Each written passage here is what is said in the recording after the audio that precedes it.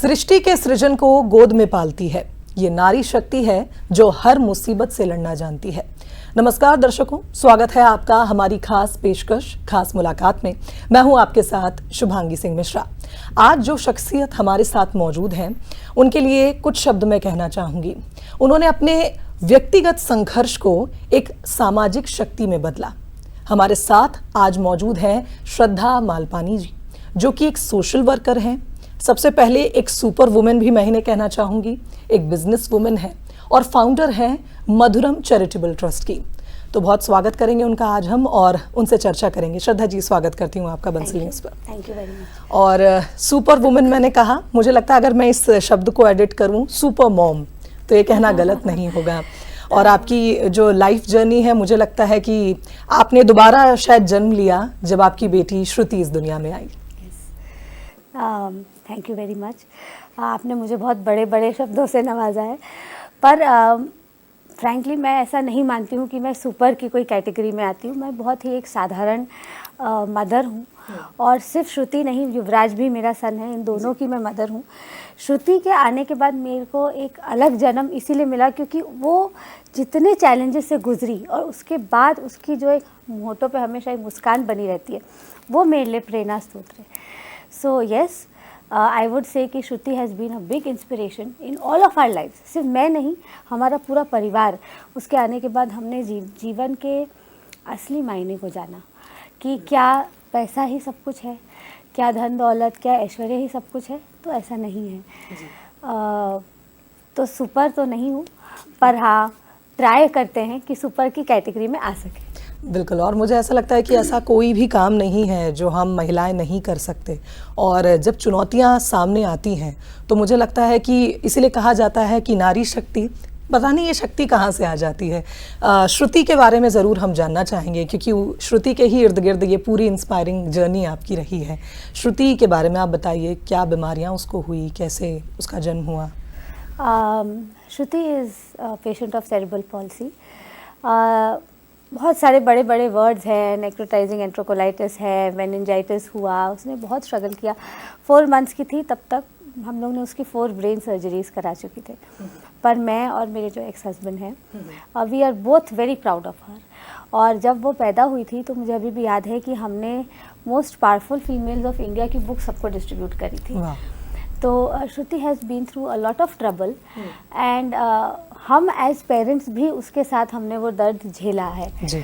और आज जब मैं उसको देखती हूँ तो मुझे अपनी आंखों पे विश्वास नहीं होता है कि वो लड़की इतने अच्छे से खिल के बाहर आई है। She is still struggling with certain things, but she is still happier than most of us.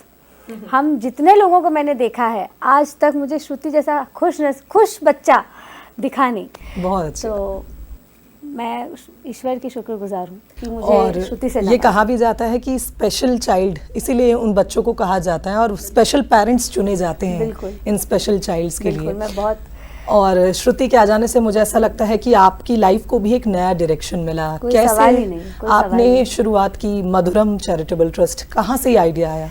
Actually मधुरम, मधुसूदन दास जी मेरे दादाजी का नाम है और राम तो अपना बीज मंत्र है। सो दादाजी के नाम और राम को हमने कंबाइन करके मधुरम बनाया।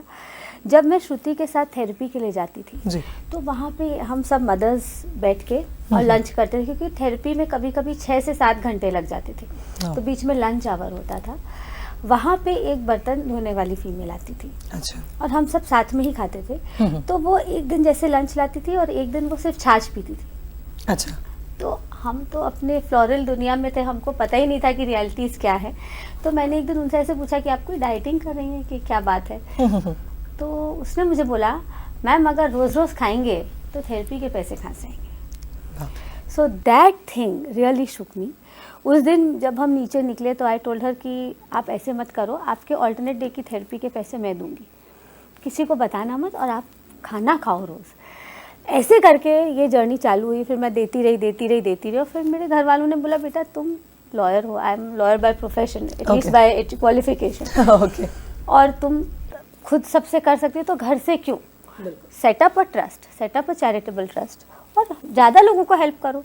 तो मैंने खुद ही अपने हाथों से ट्रस्ट डीड ड्राफ्ट करी, फिर हम चैरिटी कमिश्नर के पास गए, हमने ट्रस्ट रजिस्टर किया और 2-5 लोगों से हमने स्टार्ट किया। इस तरह से मधुरम का निर्माण हुआ। और मुझे लगता है इस मधुरम ने उन तमाम जिंदगियों को छुआ जिन्होंने आपको इंस्पायर किया। आपने अपने आसपास देखा कि थेरेपी का खर्च, और मुझे लगता है कि हमारे देश में आज भी जब कोई स्पेशल चाइल्ड, और अब तो हमारे देश में दिव्यांग शब्द का इस्तेमाल इसलिए किया जाता है जिनके दिव्य अंग हैं, दिव्य रूप में जो स्पेशल बच्चे हैं, इनकी थेरेपी और कहाँ ले जाएं, कहाँ पर इलाज होगा, ये सब बहुत सारी ऐसी भ्रांतियां हैं जो आज भी लोग लड़ते रह जाते हैं। तो कैसे आपने सोचा कि इसको इतना इजी बनाएं कि सभी को समझ में आए कि बच्चों की थेरेपी कैसे हो सकती है, क्या उन बच्चों को ज़रूरत है? एक्चुअली स्पेशल बच्चों की बहुत कई सारी थेरेपीज़ हैं, कई सारी थेरेपीज़ हैं जो प्रॉपर नहीं है, लेकिन फिर भी लोग बड़े बड़े लॉन्च कर लेते हैं, एक्टर एक्ट्रेसेस को बुला लेते हैं, तो पेरेंट्स को लगता है हाँ ये थेरेपी अच्छी होगी। और ये बहुत दयनीय स्थिति है हमारे देश में, क्योंकि वो पेरेंट्स ऑलरेडी बहुत मुश्किल से पैसा जोड़ रहे होते हैं और फिर वो ऐसी थेरेपी में करते हैं जहाँ बच्चे का समय भी वेस्ट होता है और पेरेंट्स की अर्निंग भी वेस्ट होती है। 5 ईयर की एज तक आपका जो मिड ब्रेन है सेंटर में वो बंद हो जाता है। जब आप बच्चा छोटा होता है तो ये सॉफ्ट रहता है। सो 5 ईयर्स तक यू हैव द टाइम कि आप रियली बच्चे के ऊपर काम कर सकें। 5 ईयर्स के बाद स्कोप थोड़ा सा कम हो जाता है, तो टाइम इज़ वेरी इंपॉर्टेंट। इसीलिए हम बोलते हैं अर्ली इंटरवेंशन, जल्दी आप कुछ पेरेंट्स क्या करते हैं, भ्रम में रहते नहीं हमारे बच्चे को कोई प्रॉब्लम नहीं है। एग्जैक्टली वो एक्सेप्ट ही नहीं करना चाहते। तो सबसे बड़ा चैलेंज ये आता है कि आप एक्सेप्ट करिए। जैसे हमारी आंख में प्रॉब्लम होती है तो हम एक्सेप्ट करके चश्मा लगाते हैं, अगर हम नहीं लगाएंगे तो आंख का नंबर बढ़ता जाएगा। बिल्कुल वैसी ही बात है, अर्ली इंटरवेंशन अगर आप करें तो थेरेपीज तो बहुत है। फिर भी मैं बोलूँगी कितना भी आप थेरेपी कराएंगे, आज तक मैंने कोई ऐसा केस नहीं देखा जो 100% ठीक हो गया। थोड़ा तो रह ही जाता है। बिल्कुल सही तो बात। जिंदगी में ये चलता ही रहेगा, आपको थोड़ा स्ट्रांग होकर। और स्ट्रांग तो आप बहुत हैं आपके साथ बैठकर सच में बहुत इंस्पायरिंग फील कर पा रहे हैं। वजह ये है कि अपने लिए सभी सोचते हैं, लेकिन आज के समय में अगर आपने एक थॉट के साथ इसकी शुरुआत करी मधुरम की, और मुझे लगता है अब जितने लोग आपसे जुड़े होंगे निश्चित तौर पर उनको एक सही डायरेक्शन मिल रहा होगा, सही मार्गदर्शन हम कहें मिल रहा होगा कि कैसे बच्चों की समस्या के साथ वो पॉजिटिवली आगे बढ़ें, लड़ें और बच्चों के लिए बेहतर भविष्य निर्माण करें। स्टेफेथॉन एक शब्द मैंने आपके बारे में क्योंकि बहुत सारी चीज़ें पढ़ी हैं, तो ये क्या है ज़रा बताइए मुझे। जैसे हम मैराथन कहते हैं, वैसे ये साइक्लोथॉन होता है, ट्रायलोथॉन होता है, वैसे स्टेपाथॉन है कि हम कोई बड़ी रेस या मैराथन नहीं कर रहे हैं, हम एक स्टेप ले रहे हैं। जो दिव्यांग हैं, जिनके पैर नहीं है, कट गए हैं कोई एक्सीडेंट से या लेप्रेसी हो गई है, लेप्रेसी के केसेस तो अब काफ़ी कम हो गए, और बॉर्न दैट वे डिफॉर्मिटी है, उनको हम आर्टिफिशियल लिम्ब प्रोवाइड करते हैं। और ये कोई नॉर्मल लिम्ब नहीं है, ये मैंने जर्मनी से इम्पोर्ट किया है। एक कंपनी है ऑटोबॉक करके, ओवर द ईयर्स अब ब्रिटिश कंपनी एंडोलाइट से भी हमारा टाई अप हुआ है। These legs cost around 1 to 2 lakhs पर लेग, और ये बहुत ही लाइट वेट है। 3 to 4 kgs का एक पैर होता है। नॉर्मल इंसान का पैर अराउंड 8 to 12 kgs होता है, और वाटरप्रूफ है, और न्यूमेटिक इसमें जॉइंट होता है, आर्टिफिशियल इंटेलिजेंस इंटीग्रेटेड रहता है। तो ये लेग लगाने के बाद बहुत से लोगों की लाइफ चेंज हुई है। इट्स ऑलमोस्ट लाइक इतना कंफर्टेबल रहता है कि पहन के सो जाते हैं। कई मेरे पेशेंट है जो बोलते हैं मैम हम तो निकालते ही नहीं है, पहन के ही रखते हैं, सिर्फ नहाते टाइम निकालते हैं। उनको ऐसा लगता है कि वो उन्हीं के बॉडी का पार्ट है, एडजस्ट टू योर बॉडी। ये वो लेग्स हैं जो यूएस के सोल्जर्स को लगते हैं जब वो वॉर में इंजर होते हैं। They are the best in the world. तो स्टेपाथॉन एक इनिशिएटिव था कि मुझे ऐसा था कि मैं 5 लोगों को लगाऊं। आज हम 200 क्रॉस कर गए, ईश्वर की कृपा है। और स्टेपाथॉन का इनिशिएटिव काफ़ी इनोवेटिव है, और मुझे लग रहा है कि जैसे हम, अच्छा ऐसा नहीं है कि आप लेग लगा के बैठ जाएंगे। जैसे कुछ लोग अगर नहीं यूज़ कर रहे हैं या रोजगार नहीं कर रहे हैं तो हम वापस भी ले लेते हैं। अच्छा। और फिर हम किसी और को यूज़ करते हैं। We are very strict on what we are doing. This is स्टेपाथॉन।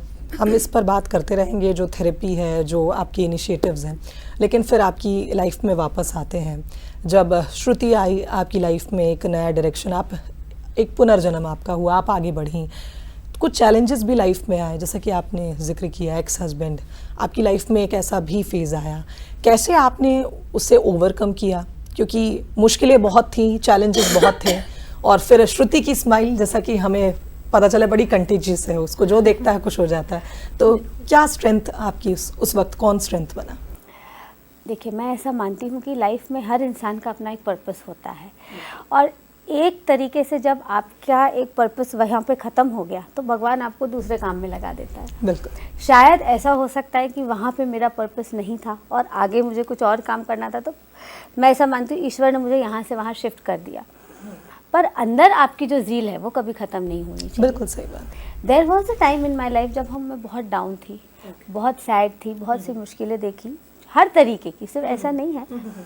But then you have to pick up your pieces, क्योंकि आपको एक टाइम पे ये रियलाइज़ होता है कि अब अगर मैंने खुद को नहीं संभाला तो फिर मुझे कोई नहीं हेल्प कर सकता है।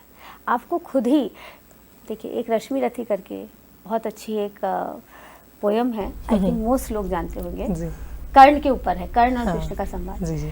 तो उसमें कृष्ण कर्ण को समझाते हैं कि बढ़कर विपत्ति पर छा जा, बढ़कर विपत्ति पर छा जा, मेरे किशोर मेरे राजा, तू स्वयं आग भयकारी है, क्या कर सकती चिंगारी है। वाह। हम खुद ईश्वर के स्वरूप हैं, तो हम क्या डरते हैं और क्या डिप्रेशन में जाते हैं। खुद को उठाओ और बकअप करो। जैसी आपकी वाइब्रेशन रहेगी वैसे ही आपकी लाइफ चलेगी। बिल्कुल सही। अगर आप डाउन रहेंगे तो वैसे ही चलेगा। सो ये डाउन जाने से कुछ नहीं होगा। Pick yourself up. लोग बहुत बड़ी बड़ी मुश्किलों में हैं, हम तो कुछ भी नहीं है। बिल्कुल। आगे बढ़े, बहुत बढ़िया चलता है। बहुत बहुत ही अच्छी बात आपने कही है, और मुझे लगता है जितने भी दर्शक इस वक्त हमें सुन रहे हैं, ये बातें आपको भी ना सिर्फ मोटिवेट कर रही होंगी बल्कि उस बात को भी बार बार दोहरा रही हैं मैम, जैसा कि जो हम मैनिफेस्ट करते हैं, जो हम सोचते हैं, जो हम अट्रैक्ट करना चाहते हैं लाइफ में, हमारे सामने वही आता है। और सबसे अच्छी बात यही है कि आप कभी रुकी नहीं, कभी ठहरी नहीं, सैड हुई लेकिन दोबारा खुद को ज़ील अप किया। एक सवाल ये भी है कि श्रुति और युवराज दोनों बच्चे अलग अलग, उनकी पेरेंटिंग स्टाइल भी आपके लिए डिफरेंट रही होगी। युवराज को अलग से संभालना है, श्रुति को ज़्यादा ध्यान देना है, ये कैसे आपने कोऑर्डिनेट किया? फैमिली का सपोर्ट मिला, पेरेंट्स का सपोर्ट मिला? इस चीज़ में मैं युवराज को क्रेडिट देना चाहूँगी। एज एन एल्डर ब्रदर, काफ़ी टाइम ऐसा हुआ कि श्रुति के साथ सर्जरीज़ में मैं इन्वॉल्व थी, उसको टाइम नहीं दे पाई, बट ही हैज़ अंडरस्टूड। और आज भी वो अहमदाबाद में है, मैं यहाँ जबलपुर में हूँ। मैं मंथली उससे बहुत मिलने जाती हूँ, 2-3 बार, जितना भी हो पाता है। पर वो मेरे पास रहना चाहता है और नहीं रहता है। वो अपने पैशन को फॉलो करना चाहता है। He is very passionate about cricket. और पढ़ाई तो कर ही रहा है, साथ साथ में क्रिकेट के लिए वो सुबह जल्दी उठता है, उसकी पूरी डाइट, एक्सरसाइज, उसका जिम चलता है। He is hardly 11 years old right now. तो बहुत डेडिकेटेडली वो क्रिकेट को कर रहा है और इस दृढ़ संकल्प से कर रहा है। और अब माँ से दूर रह के कर रहा है कि मैं इसको करूँगा। मैं उसके लिए I am very proud of him कि हाँ चलूँ, कुछ शायद अपने फादर से आया है, कुछ शायद मुझसे आया है, और बच्चा हमारा निकल जाए बस अच्छे से। श्रुति जी, जब हम बात कर रहे हैं तो आप बहुत सारे ऐसे लोगों के साथ भी बैठी होंगी जिनके पास एक पॉजिटिव ऑरा है, जो आपको पॉजिटिविटी से भर देता है। कुछ ऐसी भी कहानियां सुनी होंगी जो आंखें भर देती हैं, और फिर कुछ ऐसे लोगों की लाइफ आपने देखी होगी जिनसे आपको बहुत मोटिवेशन मिला होगा कि अगर ये कर सकते हैं तो मैं क्यों नहीं। लेकिन एक इंसान ज़रूर होता है या कुछ ऐसी सिचुएशन होती है जो हमें इतना ज़्यादा इंस्पायर करती है या इतना मोटिवेट कर देती है कि हम सोचते हैं कि नहीं, अब तो ये करना ही है। आइडल कौन है आपकी लाइफ में? किससे इंस्पायर्ड है? अगर हम हिस्ट्री के पन्ने पलटे, लाइव तो अनफॉर्चुनेटली मैं किसी ऐसे इंसान से नहीं मिली जो मुझे बहुत इंस्पायर करता है, पर 2 बहुत पावरफुल फीमेल्स हैं। एक ऑटोमन डायनेस्टी जो है उसमें सुल्तान सुलेमान खान की वाइफ है, हुर्रम सुल्तान। उनके बारे में आप पढ़ेंगे, उनके बारे में यूट्यूब पे बहुत वीडियोस भी हैं। Outstanding, very powerful female. तो जब भी मैं डाउन होती हूँ, मैं या तो उनकी सीरीज़ देख लेती हूँ या फिर मैं उनकी बुक पढ़ लेती हूँ। और दूसरी है गौतम बुद्ध की वाइफ यशोधरा, जिनको वो छोड़ के चले गए थे। वो और उनका बेटा राहुल, उनको छोड़ के, दे वर स्लीपिंग, सोते में उनको छोड़ के वो सन्यास के लिए निकल गए थे। यशोधरा की अगर आप स्टोरी सुने, the way she has behaved, इतना अदब से, इतना स्ट्रांग रह के उन्होंने अपनी ज़िंदगी निकाली। और एंड में उन्होंने भी संघ ज्वाइन कर लिया और फीमेल संघ शुरू किया बुद्ध के नीचे। ये 2 फीमेल्स की लाइफ आप ज़रूर पढ़ें, मैं बोलूँगी बहुत अमेजिंग और बहुत इंस्पिरेशन। बिल्कुल पढ़ेंगे। और एक नटवारा विलेज के बारे में भी मैंने, क्योंकि पूरा मैंने एनालाइज किया है आपकी लाइफ को, तो नटवारा विलेज को अडॉप्ट आपने किया, मैंने सुना।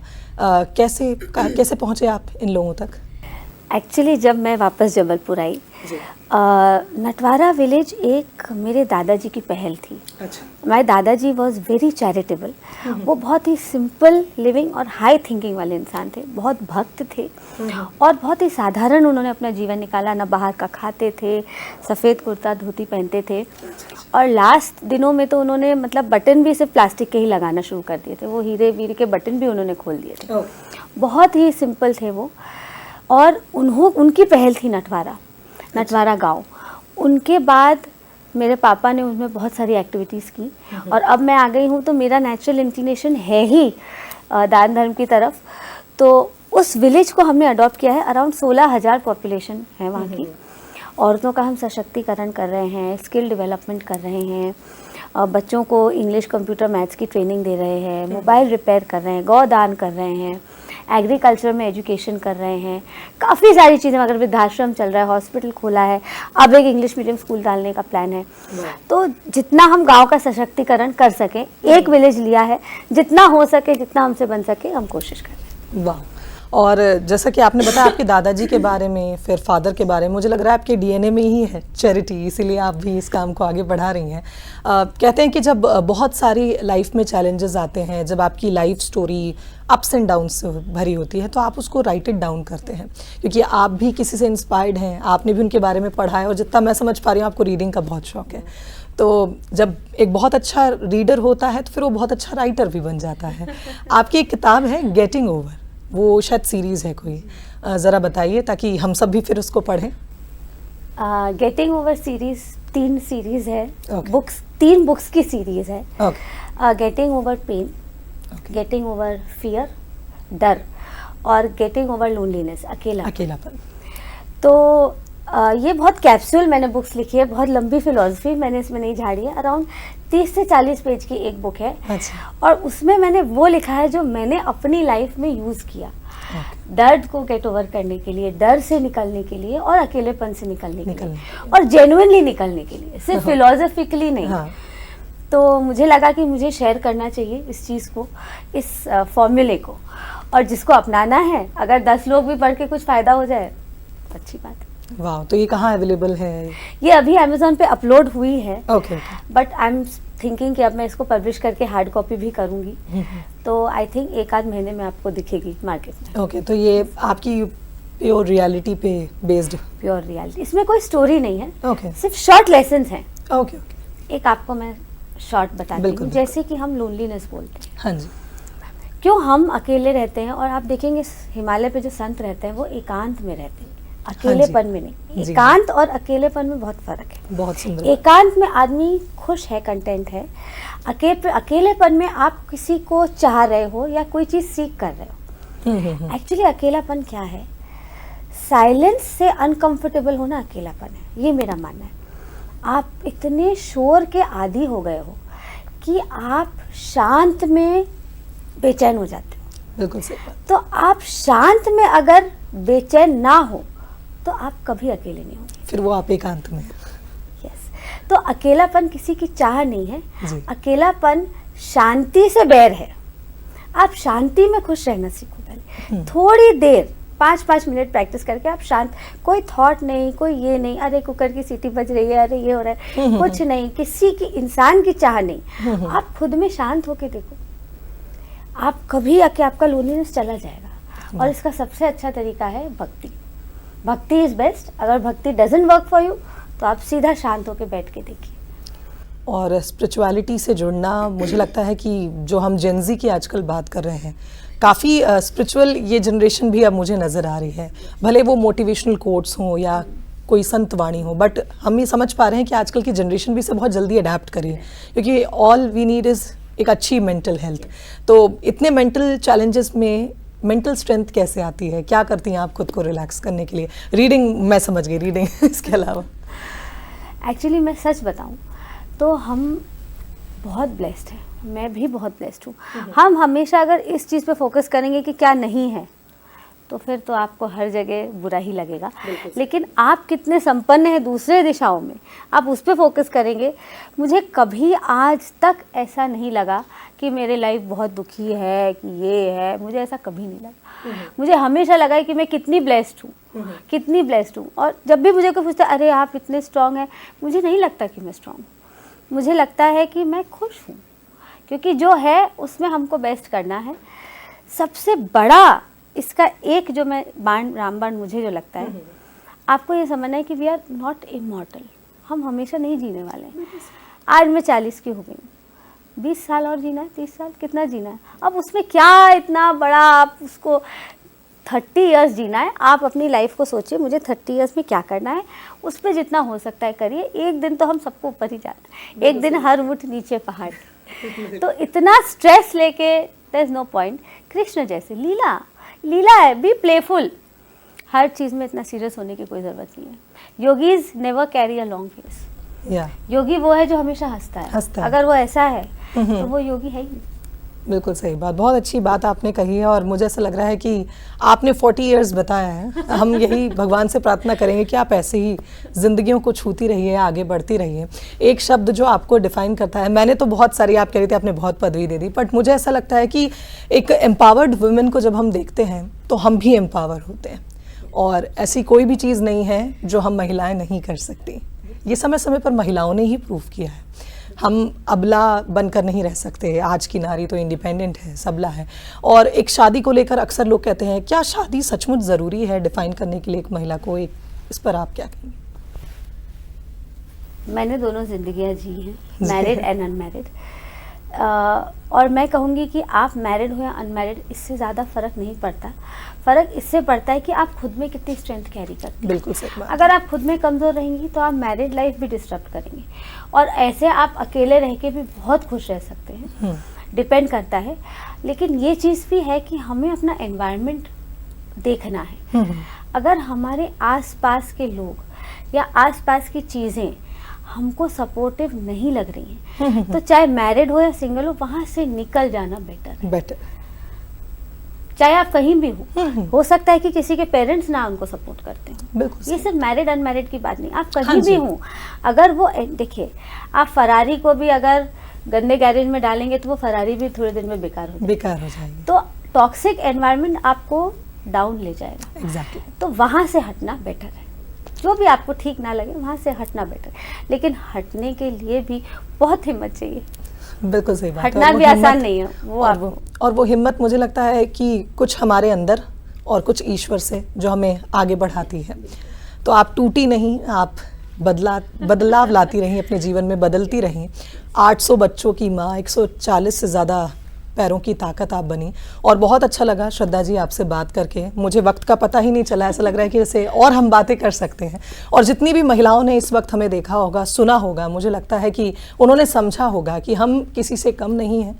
चाहे ज़िंदगी में कितने भी उतार चढ़ाव आए, अगर हमारा मन एक दृढ़ संकल्प के साथ आगे बढ़ता है, एक शक्ति के साथ आगे बढ़ता है कि सब कुछ अंत में ठीक हो जाएगा, तो कोई भी चीज़ मुश्किल नहीं हो सकती। ये सफ़र बहुत आसान हो जाता है। बहुत शुक्रिया श्रद्धा जी आपको हमारे साथ जुड़ने के लिए। और इसी के साथ खास पेशकश में फ़िलहाल इतना ही। मुझे दीजिए इजाज़त। नमस्कार।